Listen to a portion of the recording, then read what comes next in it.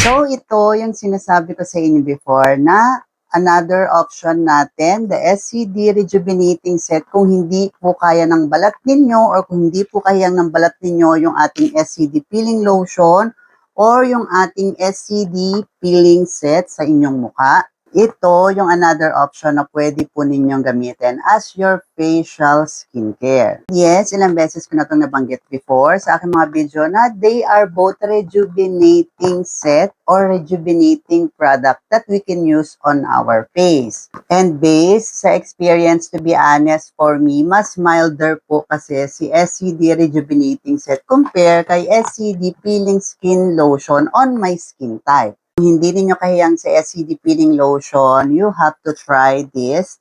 Gawa pa rin siya ng SCD products. And yes, this is still rejuvenating set. So, magre-rejuve pa rin kayo ng face while using this product. It can lighten your pecas and melasma also. Nakaka-whiten din siya ng ating pimple marks and also mabilis din nadadry at natutuyot yung ating mga pimples. And yes, tested na nga ito ng ating mga kadyosa at marami na nga rin pong user ito, lalo na nga kung hindi ninyo kayang sa SCD Peeling Lotion, ay pwedeng-pwede nga po kayo dito kay SCD Rejuvenating Set. So by the way, kasama pala ito kasi kare-receive ko lang ng ating PR package from SCD Main Office. So ayan, nakaganyan talaga siya.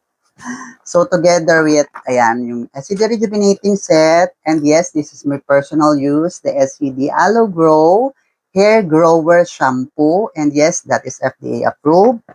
Yung ating facial sunscreen with whitening na din siya and moisturizing.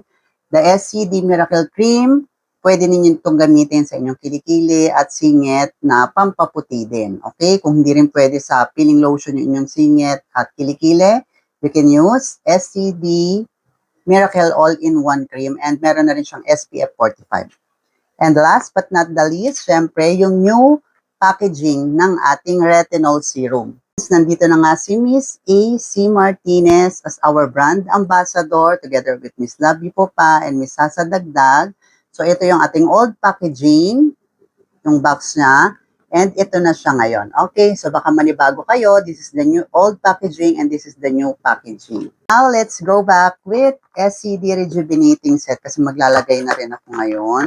Unahin na muna natin ano ba ang laban ni SCD Rejuvenating Set. It comes with SCD Rejuvenating Toner because this is the typical kind of rejuvenating set, yung may kasamang toner. Yung kanyang Sunblock Cream Gel SPF 45, ito yung gagamitin in morning. Siyempre, nandito din yung ating SCD Rejuvenating Cream. And lastly, yung ating SCD Kojic Soap na kasama ng ating rejuvenating set. So, ayan, 4 sila, okay? So, step number 1 on our nighttime routine. Okay, sa gabi po ito. Maghihilamos kayo ng ating Kojic Soap. So, nakapaghilamos na ako. Medyo basa pa yung aking hair.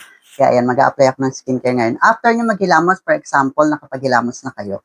Ang una nyo pong ilalagay ay yung ating SCD Rejuvenating Toner. Siyempre, pag toner, gagamitan ng cotton or bulak. So, kuha ka lang ng konti, nasakto lang sa mukha mo. Ayan. And then, ikalat mo na siya sa mukha mo nang hindi mo kailangan yung ganyan. Di ba madalas tayo mga Pilipino noon kasi nakikita ko din, even yung mother ko, ganun siya maggamit ng toner. So, nagagasgas yung mukha. So, dapat very gentle lang using the cotton. Kasi syempre, pag microscope nyo yan, maano din yan, magaspang din yan on our face. After applying rejuvenating toner, last is yung ating, syempre, rejuvenating cream. Okay? So, ayan. Ganyan yung kanyang itsura. Ayan. Then, kuha lang ng konti na kasya sa mukha. Iwasan yung paligid ng inyong mga mata, even yung inyong talukap. Okay? And then, ikalat siya unti-unti sa mukha ninyo ng gentle lang din. Okay? So, ayan. Huwag nang lagyan yung talukap ng mata. Okay? Since you have different skin type, yung ibang skin kaya, yung ibang skin hindi, namamaga. So, that is part pa rin kasi ng pagkaluto ng skin natin sa paggamit ng mga rejuve. Ayan, nakita nyo hindi ko na ito nilagyan. Makukuha na yan ng Kojic. Okay? So, sobrang tipid, konti lang yung nilagay ko, nalagyan niya na yung mukha ko. Then yung natira, ikalat niyo lang sa leeg niyo. Okay? And that's it. Ganon lang siya kadali bago ka matulog. Again, gihilamos ng Kojic, maglalagay ng toner, then maglalagay ng ating rejuvenating cream. On your morning routine, ganon din ha, isama ko na sa umaga, pagising, maghihilamos ulit ng Kojic, maglalagay ng toner, and then yung sunblock lang ang ilalagay. Ito sa gabi, ang pinakaiba lang, rejuvenating cream sa gabi, sunblock cream gel sa umaga. Sunblock sa umaga, rejuve cream sa gabi. Then ito parehas umaga at gabi.